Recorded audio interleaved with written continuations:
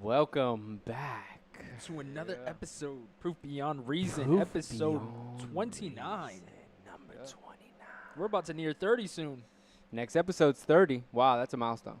Yeah. That's pretty awesome. We're getting out of our teen year, well, not our teen year, our 20 years. Yeah, yeah. When you make it like a midlife crisis decision, what are we going to It do? feels like a midlife crisis.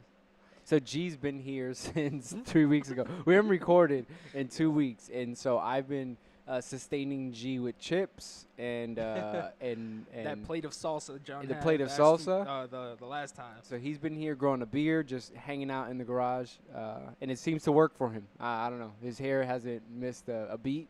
It's so grown somewhat. It's a lot more black now. That's funny. Today we will be tackling the topic of laziness. Yep. So I'll be lazy, you be lazy, we all be lazy sometimes. But before we do that, shout out of the week. So our shout outs of the week are people or companies or ministries or whatever that we want to recognize that are not affiliated with Proof Beyond Reason. So they haven't necessarily given us consent to shout them out, but we're shouting them out because we like what they're doing and we appreciate what they're doing. So the shout out of this week is Loso. If you haven't checked out his battle raps, go to YouTube, type in Loso battle rap, and this man is doing really, really well in the battle rap scene. Have you guys seen some of the stuff? Oh yeah, I've seen it. Cool. I haven't seen it in a while, but yeah. You have to watch out, though, because Loso, there's a UK rapper also with the same name. So Really? yeah. Is he a battle rapper though? He's a battle and underground rapper, so he does a lot of political, though. So Well, try Don't Loso get confused. CHE. Try Loso CHE battle rap. And also this week, K Alico, who used to be known as T Strike. He's with God Over Money now, and he has his new music that just came out. You met T Strike right before? No, but I know who got him I've the money met is. T-Strike. Yeah. Bizzle. You know Strike, yeah. So shout out to K Alico is his new name, formerly known as T Strike. He's doing good for himself as well. Yeah, doing really well for himself. Music sounds good. I mean, doing really well. So that 2 shout outs of the week. How about that? We gave him 2. So laziness, my boys. Laziness. You guys. I know y'all been some lazy cat. This dude not shaving, not leaving my garage, just hanging out, whatever. So what do you got? All right, I want to start it off with the article by a CNN that was written on 2017, close to the end of April. And this was written by Heather Long April. That's her name as well. Funny to mention that. But Americans have become lazy, argues economist Tyler Cohen. They don't start business as much as they once did. They don't move as often as they used to. And they live in neighborhoods that are about as segregated as they were in the 1960s. All of this is causing the U.S. to stagnate economically and politically. Cohen says in his new book, growth is far slower than it was in 1960s, 70s, and 80s. Productivity growth is way down despite everyone claiming they are working hard. Innovation is painful. That's why we don't do more of it. Cohen, professor of economics, his book makes the case that all of the upheavals of the 1960s and 70s caused people to strive for safety and the status quo of the decades after that. Just look how, and he quotes, just look at how people bring up children today. Often they won't even let children go outside because of technology. I know for the last one with children, the temptation is to play a movie or something and let the kid being raised by The television. iPad. The kids My- now Yeah. they know about iPads. Yeah. So My 2-year-old niece, like literally, I can get home from work and my mom will be taking care of her. And as soon as I was like, oh, hey, how Belly, how are you doing? She'll just be on YouTube. And if you don't remove that phone, she will not say Yeah. hi to you. Yeah, my daughter's into Paw Patrol. So if you go up to her and you go zoom zoom, she's like Paw Patrol, like that's her thing. And the downside to that is the temptation to just throw on movies or television, and then they just they just doze off on. You could do on your this own thing. entertainment. Yeah, and so it gives the parent an incentive to get things done, because I know it's tough, when you're with the baby alone and you got to wash dishes and you got to do laundry, or just an array of other things. But sometimes you do it because you want you time. So you end up on YouTube, Facebook, Mhm. and there's a lack of productivity on your side, and now that's rubbing off on the kid. Now the kid's being raised by you don't know what content is being distributed on that thing. So It's like everything is taking a little bit longer. Like, I don't want to be so disgusting or anything like that, but it's like when you use the bathroom, I don't know about you, but like most people nowadays is on their phones. And that That's true. just now, be chilling on the so toilet. like yeah, like now our toilet time has increased dramatically to like 30, 40 minutes. When your legs go numb, then you're like, I think it's about time, you know. But it's the reality, right? Right. Mhm. Like Right. our productivity is like decreasing with technology, almost like, you know. I mean, one thing to note as well, something I've seen a lot increase as of late is Uber Eats. I don't know if you guys are Oh, familiar yeah, with Uber yeah. Eats. Every time I go over to one of my friend's house, the first thing he says is like, "Hey, you want to get some food?" And it's like getting food is basically just dialing Uber Eats, and food comes to us. We don't have to go outside or anything. Oh, groceries. You dial groceries. Amazon, and, right? Yeah, and they deliver it to your door. I know we have diapers and other things delivered here, which, I can see there's time saving in a lot of those things. So there's activities that you save time in, like you don't have to go to the bank anymore. You just take a Mhm. picture of your check, if you get checks, right? Or Take a card. picture of it, and then, that's how you deposit. Or you can do transfers, wire transfers, investments, all that stuff you do it on your phone. So it prevents you from actually having to travel to the bank. And so in essence, you can be more productive. But the reality is that there's more time, there's more free time. What are we filling that time with is the question. Mm-hmm. And we're filling the time with social media. Yep. Right? Cable, people who are subscribing to cable has gone significantly down, and I wouldn't be surprised in the next 10 years cable companies are obsolete. Yep. The companies themselves probably won't be obsolete. They'll evolve if they're smart, but the need for a cable service will be no more. But now we're spending all that time on YouTube and Facebook and Snapchat and LinkedIn and just mindless sometimes. Just scroll. It's like people that say I don't watch TV anymore. Like me, I don't really watch. Well, I watch TV now, but now it's all on-demand type stuff, Yep. like Netflix. And Netflix and stuff like that. So back in the day, it was more okay. I'm gonna turn on this TV every single Friday, TGIF. You know. You remember the shows that came on TGIF? Yeah, Family Matters, right? Step by step and That's stuff like true, that. You know? yeah. But we, things to anticipate and stuff. But Uh-huh. now everything is more okay. I'm gonna like yesterday. I just got into Game of Thrones. It's a horrible show, but Oh my Lord, pray for your boy. pray for me. But I saw like 4 episodes yesterday, but each one is an hour. Yep. And so I'm like, okay, it's 11:30. I should have been, I need to go to sleep, But One more episode. one more episode, and it's the thing we say. But it's like it's like, and then we have the nerve later to say, oh, I'm so tired for work, or oh That's man, usually how what's it wrong goes. with me, So or your productivity at work goes down because you don't have that. yeah. Well, I mean, I'm okay at work, Yeah, that's what you think. but All right. yeah, maybe I could be more productive. exactly. Like You could be more productive. You probably could have a better attitude, right? I'll have a Maybe. great attitude. He thinks that, right? But when he's tired and I'm people want to humble. talk to him, he's No, I'm like, right? Humilified. Yeah, all that's legit. 4 hours, dang. Yeah, I mean, that's just 4 episodes. I mean, I started at like a 7 or whatever, 4, 7, 8, whatever, But it's like a little time warp, and it's Mhm. kind of like no longer it's just 1, 2, I'm out. It's like boom, like we get caught up sometimes. Like, and for me, it's right now. It's just that show, but you guys fill in the blank. You know what I mean? Whatever it Video is, Whatever. like games. Yeah, Video games is a huge video thing. games. I mean, I'm not as active as I was before, but I remember coming home from school or just late night, and I'll just be like, all right, I'm going to sit down. I'm going to just do a MMO, if you guys are not familiar. It's like World of Warcraft, that type of thing, where it's just, I'm going to play for an hour. And then all of a sudden, they started doing this thing now where you see in the bottom left corner, it says, you have played for 6 hours. Do you want to continue? Wow.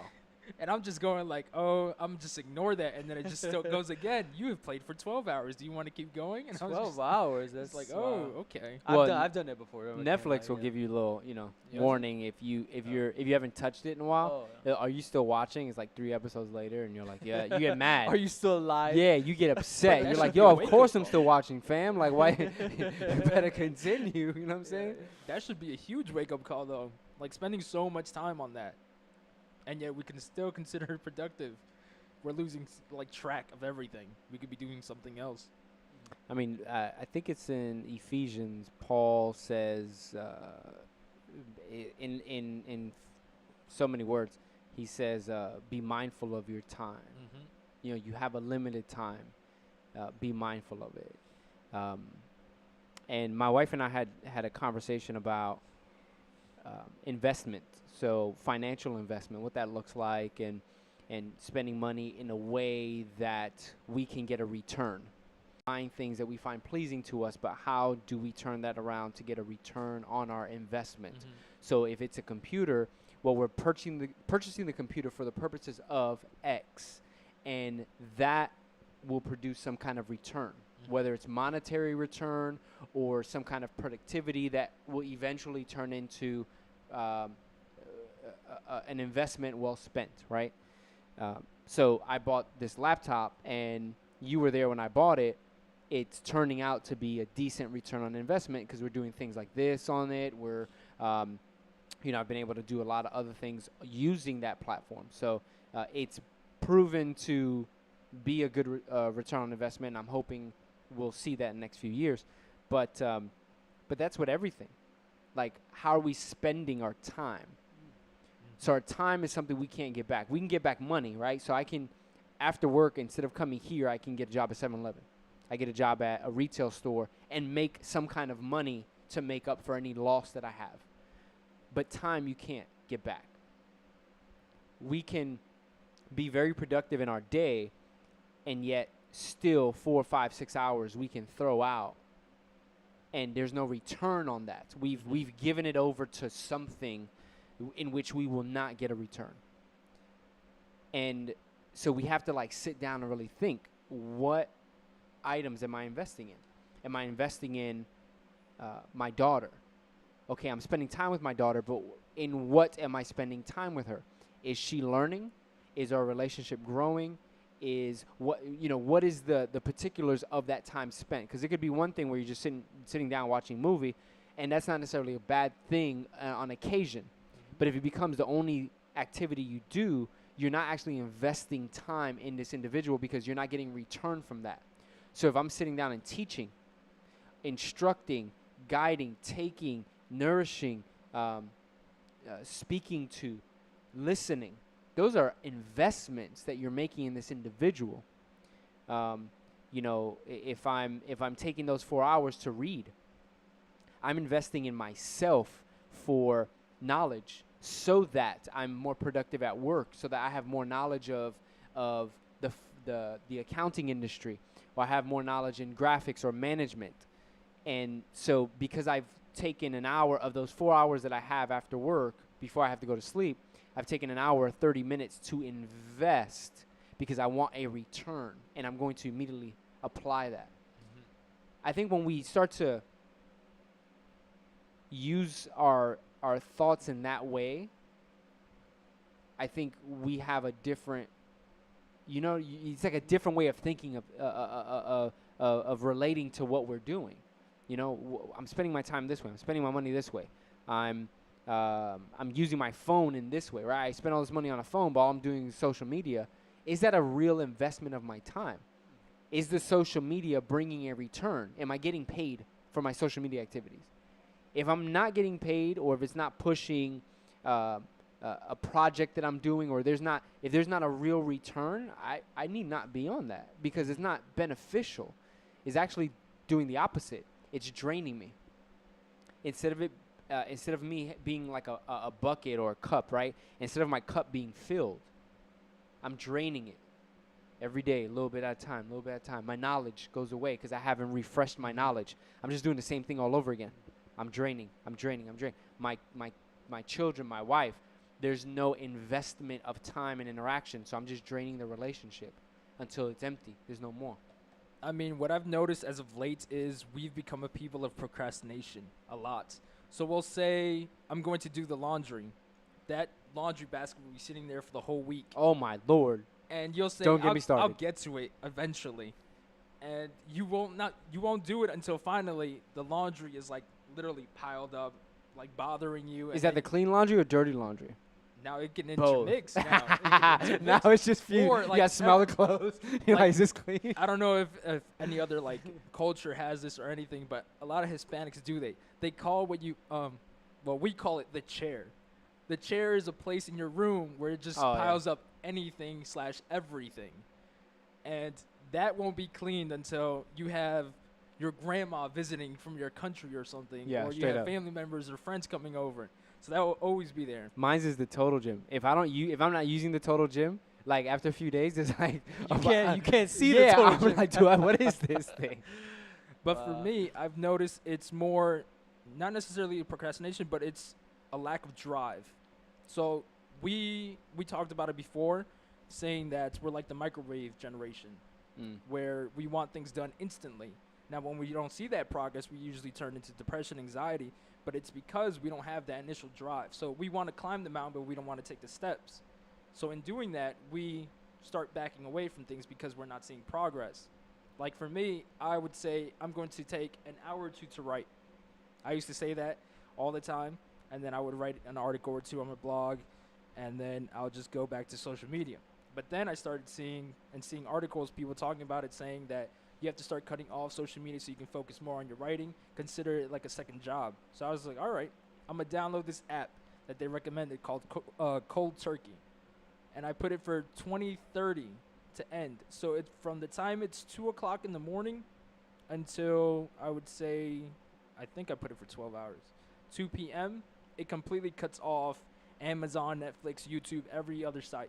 I can't log into it at all whatsoever in any device. And then that literally has me like reanalyze what am I doing with my time. And as I continuously had it, like I have it now for about a month, I see that I'm like lost. Like the first week I was lost. I was like, what am I going to do? There's like nothing to do. I usually would go on Facebook. I would go on Instagram. But now it's like a reflection like I can go to read. I can go out. I can go to a coffee shop. I can just hang out, go to the library, do things.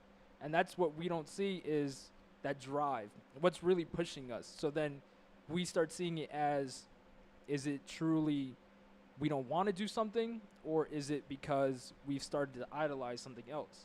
It's like a video game. Like, when you're playing the video game, there's different levels and there's different rooms and there's coins you have to get. And as you are getting the what coins, kind of video games you play? what I don't play video games. Mario? I don't play video games. Right? It's been a long time, That guys. sounds like I Mario. don't play video games. But whatever the video game is, whatever treasure it is, right? You get points. So you see the points accumulate above the guy's head or whatever, and that's life, right? If you think about it, that's life. Like as I'm going to the coffee shop, that's experience for me to physically get out of my house, interact with people, invest time in people, network if that's what I'm doing, or I'm going there to do work, to do homework, to read, to take time away, whatever that circumstance is. But I love it. What's it called? A Cold turkey. Cold Turkey, available in the App Store and Google Play or whatever it's Everywhere. called. And you can download it for your phone. You know, That's dope. I think that we have everything with technology has made it easier for things to progress, right? So I think that us as individuals, we have learned to multitask in multiple things.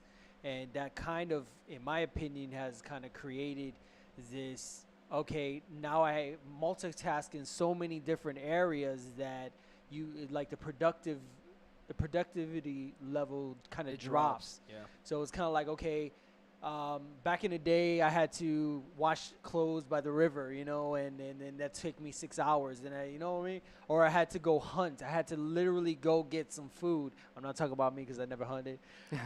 John definitely didn't hunt. But I'm saying like humanity, guys would go, they would get their animals. It would take all day come back. You can even see like in some of the Amazon tribes and stuff that they spend all day outside. They go to sleep at 9 o'clock because they're so physically tired. They wake up at 4 o'clock in the morning and start the day over. But it's like this productivity.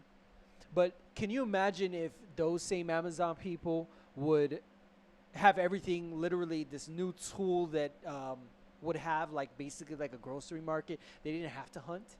So now you have everything. What took 6 hours previously now takes 25 minutes. So now you have 5.5 hours extra. So now what else can I do? And then it just progressively gets to this thing where we're just multitasking, you know, and then it's like this overloading. So it's kind of like we're overloading and multitasking in different things. I'm on the phone driving. I'm over here, you know, doing this. I'm doing this. But Because we can fit more in. we can fit more in, but it's almost like it overloads you. So a lot of times you don't think about, like, we all have this, like, we know about these things, right? We know that, man, I should be thinking those thoughts. And the reality is we all kind of get sucked in at one point of our lives. Like, we all, I guarantee you, 100% of the people watching us, everybody, has been guilty of laziness at one point in their lives. Oh man, I work so hard. I just want to have, we call it the lazy day, right? I just want to do nothing. Just watch Netflix or Hulu or whatever and just chill and do nothing. And that day is like, oh, okay. But, you know, it's because we have overloaded ourselves that we feel like we need that. Or the day becomes not just a day. Now it becomes every day. And It becomes every week. It becomes every weekend. It becomes, that's where it's dangerous. You know, the occasional once a month, once a quarter or something like that where you're taking your vacation and everyone's just like lazy on the couch ordering food and just kind of chilling. That's one thing. Yeah, that's one thing. But then when it's every week, every weekend, every day after work, and oh my goodness, or before work, or you don't go to work because you want to just, I'm not gonna go. I'm gonna pretend I'm sick. I'm calling in sick so I can watch the rest of Game of Thrones. Like, that's serious problem. That's a serious problem. You know, what do you think is, so I think, yeah, in part, the multitasking, so just kind of get back to a previous thought I had, now the research has shown that multitasking is fake, is not real. Multitasking is a made up term that doesn't actually exist. So the way our brain works is that, our brain actually does one thing at a time, but we can choose not to bring it to completion and then run to something else. So if I'm playing with this cup here, I can simultaneously play with my phone, but my brain, even though it looks like I'm doing two things at once, it'll get confused. Yeah, my brain is really only focusing more attention on one than the other. So I'm actually only proficient in one at a time. And in leadership training, I took this leadership seminar, and it talks about the mindful leader. And for someone to be a mindful leader, the speaker was saying that you have to be all there. Yep. You have to be all present. If you're going to be in front of an employee, multitasking is fake. So you don't want to be on email on your phone. I want to talk about all these different. You're all there with that employee, investing time in that employee. When you're working on a project, it's not checking emails and doing this and doing all that. It's taking that moment to focus in on what you're doing so you can do it excellent, and then you can move on to the next thing. You tackle one thing at a time until you find a solution. Correct. And so, but our culture, our work culture, our school culture endorses this idea that we can do multiple things at a time. And again, we can physically juggle a couple of things at a time, but you won't be proficient and excellent in any of those things. Yep. So that's why we're kind of where we are. It's funny because we call it, sorry. Bruce Lee said something like that, actually. When they asked him about what's the best style of martial arts. I don't know if you guys remember this, but he was like, you can learn 1,000 techniques, but practice or go to the guy that's just practiced a punch 1,000 times. And who's the one that's going to like be more effective? It's going to be the guy that's practiced like the same punch 1,000 times than doing like 1,000 techniques. Wow. Yeah, I mean, and I can see that in martial arts in general. Which you even need 3 moves. Master even 3 in moves. yeah, according to Grandmaster Art Bynes out of New Jersey, Art Bynes Karate, he told me that if you master 4 to 5 moves, master 4 or 5 moves, not be proficient in 4 or 5, master 4 or 5 moves, you could be world champion. And he was I want to say he was world heavyweight kickboxing champion in one of those leagues, and he proved it, right? And you look at Chuck Norris, he had, if you watch his fights, he had 5-6 moves, world champion. You look at Mayweather, Floyd Mayweather. Was that Chung Lee? Remember he had Yeah, Chung Lee. Yeah, he had like 5 moves. You could predict it too. It You looked watch like it. 3 moves because Yeah. it was the same thing. But he nailed it every time, mastered it. Yeah. You look at Floyd Mayweather, 3 moves, 4 moves, 5 moves, the hook, the framing, the straight right, the holding. Like, he does the same moves, but he's mastered in a way no one else has, and he's focused on those. And that's it. World champion forever. You know what I'm saying? So it makes sense. So it's kind of like back to the multitasking, and it kind of goes into what we were talking about now. But in the Bible, it describes, I think in the Proverbs, it says a sluggard puts his hands to like a candy dish, right? And is so lazy that he doesn't even bring it back to his mouth. So what does that mean? That's kind of like a person that starts something but doesn't have the capability to finish it. So when you're thinking about multitasking, you think about all these things, it's like, yeah, we call that productivity, because now we're more busier, but we're not necessarily more productive because we're starting one thing. I'm on the phone, but I'm never proficient. I start the email, but then I'm over here cooking. I'm doing this, but it takes like, it's like the proficiency goes down, but we call it, I'm so tired. I put in work today. We want to do so much, but we do nothing at all. you really didn't put in work. Like, There's nothing to show for. you should have detailed that kitchen first, and then you should have done the, you know what I mean? Yeah. So, but it kind of reminds me of that. Like, the sluggard in the Bible puts his hand to the candy dish, but is so lazy that he cannot even finish the task to put it in his mouth. Proverbs 26:15. It says, "A sluggard buries his hand in the dish. He is too lazy to bring it to his mouth." Dang, think about that's crazy. I know it's metaphorical, but think about the dude who's just like his hands in the dish. It's He's just metaphorical like, slash physical. I can't do it. That's Yeah, crazy. yeah. But I mean, we see that type of thing where those documentaries on, like, I forget the channels, but the people that are like increasingly overweight, that they pay someone to bring them food, that they can't even do anything themselves. What's it called? Uber Eats? No, I'm joking. It is called Ruth now. Proverbs 20, verse 4 says, "Sluggards do not plow in season, so at harvest time they look but find nothing." Meaning, there was work to be done so that you can get the harvest. I mean, now when the harvest time has come, you didn't put in the work, so there's going to be no harvest. And I think that goes back to your point when that article where it says that we do less to make businesses, right? We're doing less, and I think part of that comes from the fear of failure, or We don't take the risk. We Right. fear change. That's the major problem that I keep seeing. That you say, or we become tolerant. Like, you'll stay in the same job for 7 years, and you'll be like, oh, I'm just doing this. I feel comfortable in doing this. I can just go to work, get home, watch my favorite show, and then go to sleep and start the same cycle again. When yet you had envisioned before that you were going to work for only a year or two, then have enough money to start your own business, and then continue on. I think if I look back at like society, way before my time, but usually they were immigrants, coming from another country. They had nothing to lose. And it's like one of these things that these people come to America to start businesses, start all this new life, but there was no fear, because what could you do to me? You know what I mean? I'm already starting from school. There's no Sure. fear.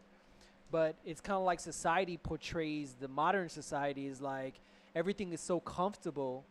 So through adversity, really, a lot of maybe motivation might come out of, you know what I mean?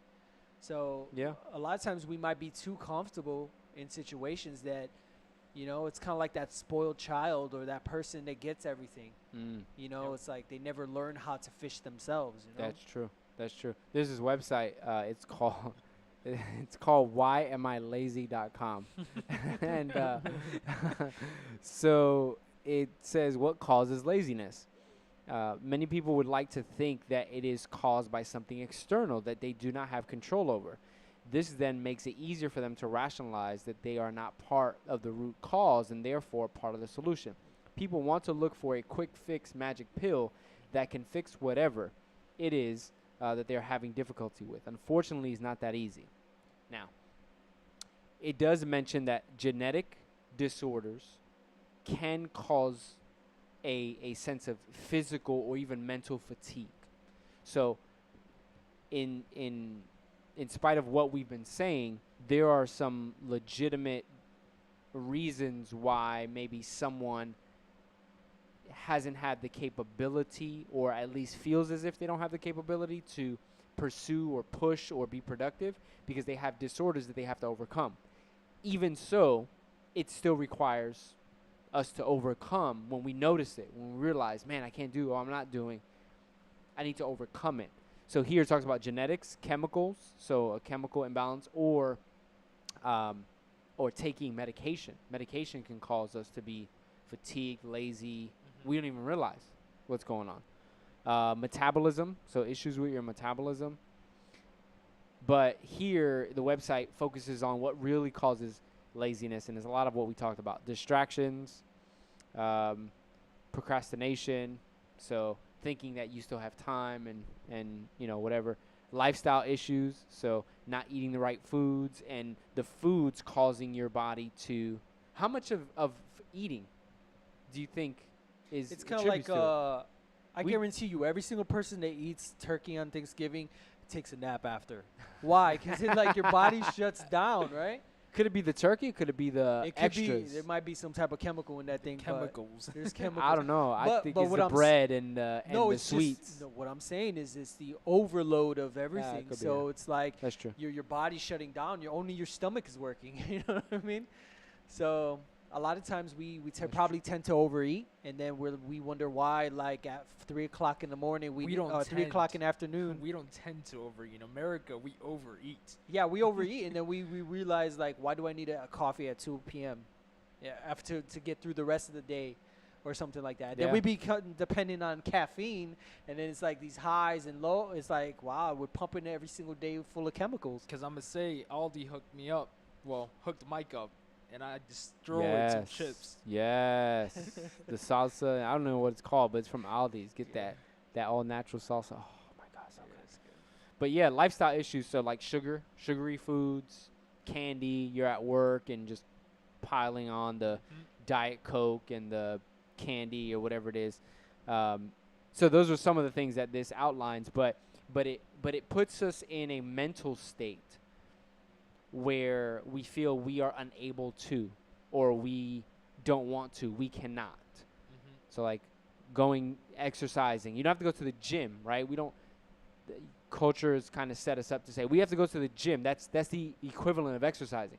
You don't ever have to go to the gym. You can run for free. You can, if there's a stoplight, just go to the stoplight, do pull-ups, buy a little pull-up bar here, do push-ups. You know what I'm saying? There's so many things. Yeah, you could do static exercises while walking to the mailbox. Like, there's so many things we can do to get our physical fitness in, but I gotta drive all the way to the gym, or but that morning we spent about 45 minutes on YouTube. Come on, 10 minutes working out, change your life. 45 minutes watching Beyond Scared Straight on YouTube. Not so good, right? It doesn't do anything for us. First 20 to 25 minutes of our day is on our phones. Yeah. Like, it's not even checking our schedule, checking emails. It's literally on social media to see Kind what of someone reminds posted. me of I think it's Daniel, where he's like, I pray in the morning, or Daniel or David, I'm not sure which one, but he's basically like his regimen of daily routine is I pray in the morning and then I pray at night. So it's kind of like those two things. It's kind of like, what is the first things we do is that I'm on NBA, like on YouTube watching NBA clips. You know what I mean? You're Every like, single oh morning. man, that athlete is that so he's so physically superior than everyone. No, but it's crazy that I don't watch games anymore, but I'll just watch like 10-minute clips, of the things. It's like my life is easier, but I'm watching 5 clips now, so like Yeah. it's like Well, you have rapper Trip Lee. He suffers, and I think, G, you probably know. I don't know if you know about it, but he suffers from chronic fatigue. Like, that's an actual condition he has. And in one of his albums, he wrote a song about it, where he talks about that, his body. He's at the time that he wrote the song, he's in his 20s, and his body should be working way better than what it is, but he can't. And people that I know who have worked very closely with him would say that right after his set in a concert, right after his set, he's like in the back about to pass out, like physically just collapsing in the back, and or even before, to get motivated to even do sound check and all that, like to have to like hold him up to like get him to that place because he's battling with that chronic fatigue. Yet this man is world-renowned hip-hop artist, has he's an author, he's a pastor, he has a family, someone who has a real condition, who has traveled the world, who has impacted millions. And every one of us in this room has been impacted by what he's done. And many people who are listening to this right now have listened to Trip Lee either preaching or his albums. And he suffers from a real condition where it's easy for him to say, "Oh, I'm just not doing it today. I'm tired." He could be lazy. Yep. It's not so much the physical condition, it's the mental state. It's the posture that we've put ourselves in to say, "I can't, I won't, later, I'm scared." And that's what causes our laziness. Yep. It's comfort. Ultimately, it's idolatry. We like to be comfortable. We like to be in a place where we're provided for and we don't have to produce. We like going to the supermarket and going to Whole Foods and Walmart, and not so much Walmart, but to go get food anywhere else, and we don't have to do it. We, like you gave the example, I don't want to go hunting for 6 hours. Or like people now where this is something we talked about in the conference call this morning, where even though we're seeing numbers drop everywhere for every single mall or every retail store, period, it's because people don't want to wait like 6 hours walking around the mall getting that one shirt that they're looking for. They'd rather just order it from Amazon or order it from the website. So now what we're trying to do is like push online sales a bit more, or like reach people and do like online sales as Right. well. So one of the strategies Walmart did was increase their online presence to where you can order and have it delivered to your local Walmart, and then you can go pick it up there instead of it coming to your house or you whatever. can order it and have some Uber driver come pick it up. Right, you're right. Whatever it is, yeah, it's true, right? It's like, hire the kid next door to go pick it up. But there's strategies you have to do to keep up with the market. That's the market and it's efficient. And I can't lie, it's efficient. So how do I calculate the number of hours if I'm very efficient at work? If I can work my 8 hours and then utilize the rest of my time, my weekend, as efficient as I can. Like actually planning out my day. Planning out what my Friday night's going to look like, what my Saturday's going to look like, what my Sunday's going to look like. And not overload it with tasks, right? But say there are a few things I need to accomplish today, and I need to. So I know John commonly on the weekends, washing his car and you getting his haircut and stuff. Those are things that he's outlined to say these are things I need to get done on my day off. These are things that I want to get done. So these are the top 3 things. Regardless of what happens today, I cannot end the day without doing these 3 things or these 4 things, whatever it is. But I would challenge everyone listening and the people here at this table to spend more time, 20 minutes, 15 minutes, 10 minutes in your word, praying. How much better investment do we have than to do that? I like to take weekly opportunities to learn new things and to train myself in my career so I can ignite passion, because you lose passion very easily when you're doing the same thing every day. But when you can read something new and apply it and gain knowledge and strategy, like you tend to come to work a little more fueled. How much do we need that with God's word? Yep. Just to live. We need 10 minutes, 15 minutes a day in the morning, wake up, boom, get in. Pick a book, any book, just Peter, whatever, Romans, just pick one. and just, here you go. I'm going to start one chapter, one piece. You can download, I have here, and I've been doing it, and it's been great for me. It's the YouVersion Bible. Oh yeah. Oh, And they have free devotional plans. the So daily one. so I just did a 21-day leadership, lead like Jesus devotional, and literally I wake up and my alarm, I put it to where it said read. So I'm like, looking at my alarm as I'm turning off. I'm like, okay, read. I'm like a robot. Okay, boom, and I go right into it, and that's the first thing I'm looking at is I'm reading that devotional. And then I get up and I go, and as I'm showering, I'm praying, because I feel like that's like the best place. I don't know why. When I'm showering, it's like, It is. yo, That or the car. I be begin the ill revelations. Yeah. See, but you're Cars driving for worship, not that though. much, but see, Cars for worship for me, because it takes me like Really? an hour and 20 Yeah, minutes. yeah. This man be like multitasking. he's like, Jesus, take the wheel. But you know, like it's, and then you start off your day like that, and how much better investment for your family, for yourself, for your coworkers, for your friends, and mainly for your relationship with God, that you're investing that time to be on the same page as He is. Because like our prayer life is not so much us requesting things from God so He can keep giving. It's so we are on the same wavelength as Him. God, align me with what you're doing. Like, I want to row in the same direction you're rowing. I tend to row in the opposite direction, and my life has all kinds of challenges. Even though I will face challenges and sufferings imminent, I want to row in the same direction as you, so help me get there. Reading your word every day, getting a devotional like that on YouVersion. Go buy, I don't know, Charles Spurgeon's Morning Evening, and the devotionals are short, and I they're think they have it for packed. free too. Actually, They have Yeah. PDF versions. You Yeah. could buy one online for like $10, and it's super thick. It's for the whole year. One morning, one evening.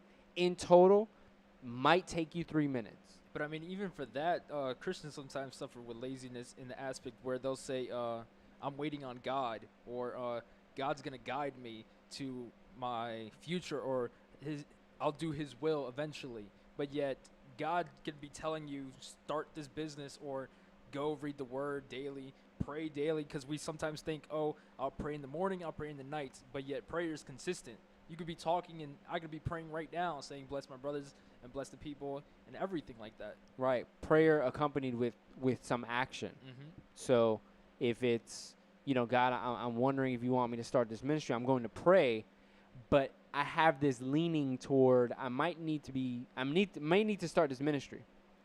So let me take some steps to learn what I need to learn, or connect with people I need to connect with. And God, if that's not the direction I need to go, then I'll go another direction. But there's an accompaniment with doing, right? It's not just, all right, God, I'm gonna pray, and then I'm gonna just sit on the couch and watch Netflix and wait till you knock on the door. Like, it doesn't work like that.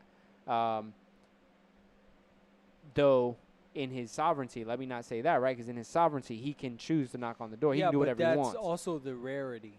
I mean, you He can know, do whatever He wants, He right? can do whatever He wants, Right. but it's also kind of like as we move, He moves with. It's like this beautiful partnership, you know. I what mean, I feel like it's more so when you're having it in prayer, God's already setting it in motion in your mind. Like That's when what we yeah. when we Yeah. started doing or talking about the podcast, it was Mike having his own vision, and then I have vision, and then we like fused it all together, and it's like we should just do it. Like we should just start the podcast Yeah. and like where we are. And right it now. took a long. It Yeah. wasn't like we did it overnight. Like, we talked about it for a minute. minutes, and we like put it in prayer. Talked Yeah, about it, and we everything. talked about it. We planned. Well, I don't know.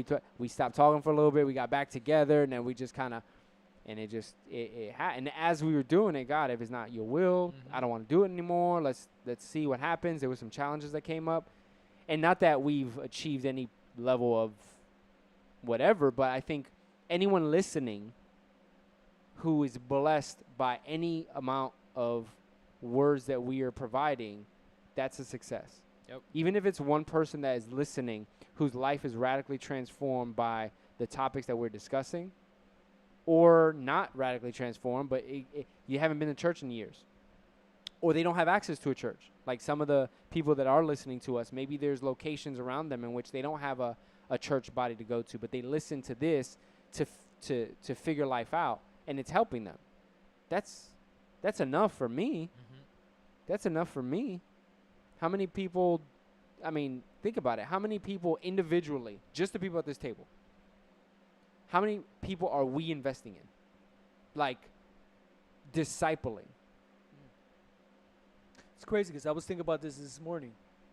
I have one of my cousins, and I chill with the guy. He's a new Christian, and then I started thinking about it. I was praying this morning. I was like, man, God, when was the last time I discipled somebody or had, like, you know, because I hang out with him almost every week, and we've started doing Bible studies every Saturday with my family, which is good, but it's kind of like be a little more intentional. And I'm thinking about that. But even for me, it's like, if God didn't put that in my mind, it wouldn't even be on my radar. You know what I mean? And it's you know, it's in God's time. So this is like perfect, Yeah. like boom. And you offer, you know, hey, you know, what, it doesn't have to be weird. It doesn't have to be like, hey, I want to disciple you. What? You're going to do what to me? Step one, wash my car. Wax on, wax off, homie. You know, that's not the point, right? It's, but it could even be a coworker, right? That Yep. you're helping to grow into their career, and you're just being available to talk to them, to help guide them, to pray with them, and you're leading by example. But at some point, there has to be the plugging in of, or the opportunity, if you're even fearful, God, allow there to be a presentation of the gospel somehow. You know, even if 'cause you have those awkward conversations where you just kind of impose yourself, here's the gospel, boom, and then this person doesn't talk to you anymore. And there's always going to be that one opportunity, no matter what it is. That's the fun. Well, not the fun thing. Well, it is fun, but like I would occasionally have conversations with one of my friends. He's like a very strong atheist, but every single opportunity, like say for example, we had a discussion on Facebook where he was debating with someone else about churches nowadays, the state of the church being like a business. Yeah. So he was saying that. Oh, that should be one of our next topics. Oh, sorry. So he was saying how Christians, they don't really help people, and then I was telling him some church history, saying how in Israel the Pharaoh granted the priests like tax exemption at the time, but then that started dying out, and then there was taxation during the early church, or there was persecution. It didn't really change until Constantine, or that was kept going on until you had the Roman Catholics. And then that separated with the Protestants, but that didn't really focus on tax exemption until 1777. And then he was just like, oh, it's funny you're saying all this, but as I'm saying it, I'm like showing him that a true Christian will still help people, regardless of what it is right now. You have like stores or restaurants inside of a church, like a mega church, and they could just be looking for profit or people, but not really impacting the culture or impacting people and getting the message across. So there's always an opportunity. You just have to like God, as well as you have to be mindful about the way you say things or present things as well. And you know, love people. Always love you. Yeah. Love people. There's that. I think it's in First John, that a person say he loves God, but he hates his brother. Yep. It's not real. It's not real. You gotta love. You gotta love each other. He says that person is a liar. Yeah. And I never knew you. Like you have no part with me. Yeah. Is that in? First Is that in the John. book of John or First John? First John. First John. It was like whoever says he loves his brother, or who loves his brother is or not in like the that. faith or something Is like not that. in the Like faith. it's to It's like to the extreme. radical Yeah, where yeah. it's like you don't know me. Yeah. Yeah. Proverbs 10:5, it says, "He who gathers crops in summer is a prudent son, but he who sleeps during harvest is a disgraceful son." And in Proverbs is really good for this topic because it does give practical things. And I'm just scrolling through here, and it talks about laziness brings on deep sleep, and the shiftless go hungry. Essentially, it equates lack of production, or lack of effort, lack of work equals lack of harvest. So it talks about you're going to be poor because you're not working. If you work, you're going to have enough money. Simple as that, right? It's just very simple. You work, you have money. You don't work, you're broke. I like the one from the deep sleep because it to me it's almost like a progression. Mm. So it's like, okay, you were lazy that one day, progressed to the point where now you're in deep sleep. You know what I mean? Like laziness leads. It's like Yeah. the pathway to a deep sleep. Yeah. So Mhm. laziness, if you put that like as in a stupor or like laziness prevents my spiritual walk, as in me being in a deep sleep spiritually, or in a deep sleep at work, Mm. or deep. You know what I'm saying? So like laziness and its root is in the road to That's being true. on that. That's true. In Ephesians 5, it brings up here Ephesians 5, which is what I referenced before. It says, be careful how you live, or in other translations, how you spend your time. Not as unwise, but as wise, making the most of every opportunity, because these days are evil. Therefore, don't be foolish, but understand what God's will is. Dang. So if you want to sum it up, don't be lazy, because today is evil. The days are evil. So just be mindful of how you're spending your time, because these days are you got to be on alert. You got to be a soldier. You got to be working out. You got to be in your word. You got to be in prayer, because these days are evil, and they want us to be unwise. They want us to be lazy. But when I think about that, I think about the days are evil, but it's really because the days are so evil that it's so easy to go on that road that is like that road that everybody goes on. The broad road. The broad road, not the narrow road. It's very easy. So it's like a highway compared to like a little creek path. That's You know true. what I mean? Little creek But, with but rocks. the and reality is that the days are evil, that it's so easy to get sucked into that highway of death. You know what I mean? I mean, it's funny you're saying that, because I remember I was gonna write for part of my book. It's called Following the King, but I'm making it Christian based. But I have a part like that where you have the broad road. There's a whole bunch of people going distracted by some grand kingdom that's off on the side, Yeah. and then you have the narrow path, and then upon the narrow path you see a lion, but the lion has two faces like a chimera. And then I referenced what it talks about, that Satan roams around like a lion ready to Yeah. devour. And then I keep having it as, you want the easy path, or you want the path that actually you have to do stuff to actually get to where you want to go, like to the actual kingdom. It's good. I like to think about in my mind was like I'm seeing like just a paved road versus a road where it's like by a creek and you gotta like got your mountain climbing boots, but it's Hiking hard. trail. You don't want to hike, so you're like, man, I'd rather just be on this asphalt or this sandy beach that low impact to my knees. I don't want to be on that. I don't want to be on When this. you hit I your don't wanna 30s, you absolutely start thinking about the moment you get Skechers out, I'm like, we're not friends. If you got those was those ones with the cushions and stuff, bro, I'll be like, bro. Yo, but I've tried them. They're so comfortable, dude. Like, it's ridiculous. The moment you got hush puppies, bro, it's over,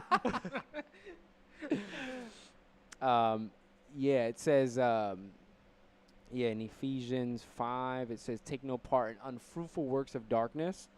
This is from verse 11. But instead expose them, for it is shameful even to speak of the things that they do in secret. But when anything is exposed by light, it becomes visible. For anything that becomes visible is light. Therefore, awake, O sleeper, and arise from the dead, and Christ will shine on you. Isaiah 60.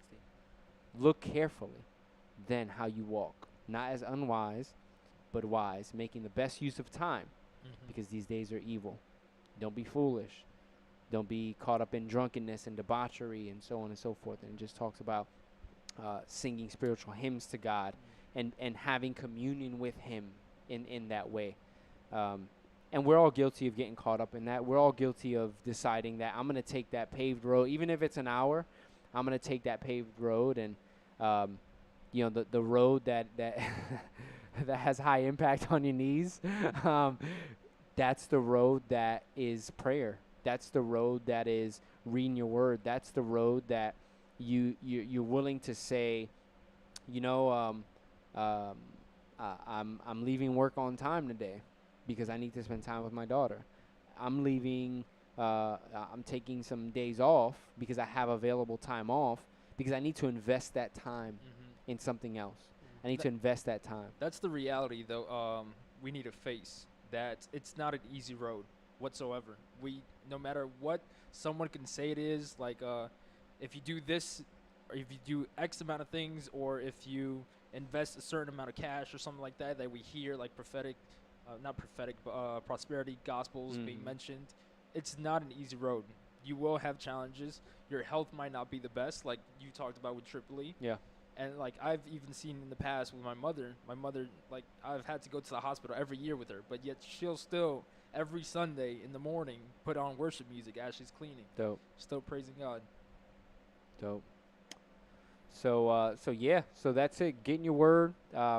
Thank the Lord for grace, that in spite of all of our flaws and the fact that we do fall short every day, that all of us are found in a place where we have exhibited procrastination, some form of laziness, unwillingness, lack of confidence, fear, whatever it is, that in Christ we have been granted a position before God as his adopted children where, in spite of the fact that we fall short, he still calls us his children. And we're not in a system in which we're having to earn our way into his heart, but that he's already given us all things so that we have a relationship with him. Now, in that relationship, grow. In that relationship, confirm your calling and your election. In that relationship, seek after the kingdom of God so that all things can be granted to you. That's our call to everyone. That's a call to myself. I'm speaking to myself right now. I'm not speaking to you. I'm not speaking to anyone. I'm talking to me, and these guys as well. So just to wrap it up, shout out once again. Shout out the week, Loso. Check out Loso CHE. Check out his battle rap. YouTube is battle rap. Very, very sound theology, but really entertaining battle rapper. Shout out to K Alico, formerly known as T Strike, who's now with God Over Money. So check out his new work that's coming out. And just signing out. So Mike the Baptist. Geology. J-Mo. Love you guys. Yeah.